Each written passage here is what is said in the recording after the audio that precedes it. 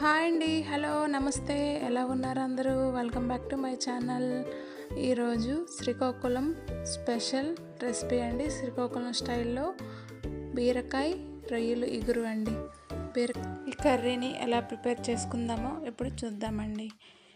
యాక్చువల్గా అయితే ఇది లెందీ అయిపోతుందండి. షార్ట్స్లో ఫుల్ వీడియో కావాలంటే కింద లెఫ్ట్ సైడ్లో ఒక యారో సింబల్లో ఉంటుంది కదండి, అది క్లిక్ చేస్తే మీకు ఫుల్ వీడియో అనేది వస్తుందండి.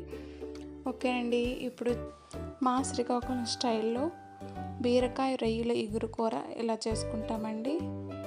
ఎవరైనా శ్రీకాకుళం వాళ్ళు చూసినట్టుంటే ఫస్ట్ ఒక లైక్ చేసుకోండి, షేర్ చేసుకోండి, ఎలా ఉందో కామెంట్ చేయండి. నేనైతే కిలో రొయ్యలు తీసుకున్నానండి.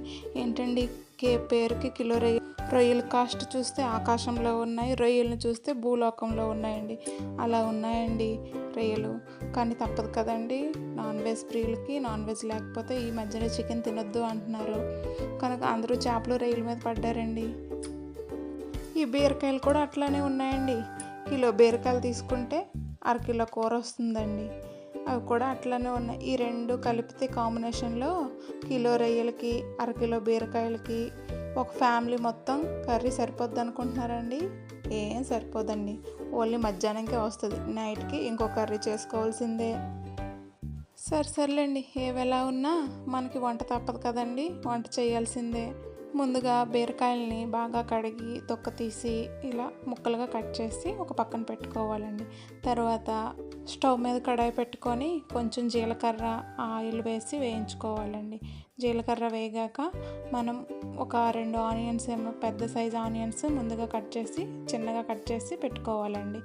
అవి వేసి వేగాక కొంచెం ఒక 2 పచ్చిమిర్చి కొంచెం కరివేపాకు వేసి వేయించుకోవాలి. సర్లేండి, కానీ కింద లింక్ ఉంది కదండి, ఆ లింక్ క్లిక్ చేయండి.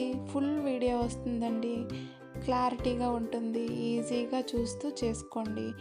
ఈ రెసిపీ కనుక మీకు నచ్చితే లైక్, షేర్ అండ్ కామెంట్ చేయండి. మా శ్రీకాకుళం వాళ్ళు ఎవరైనా ఉంటే దీనికి లైక్ చేయండి. ఆగండి, స్క్రోల్ చేయొద్దండి, ఎందుకంటే ప్లీజ్ సబ్స్క్రైబ్ చేసుకోండి.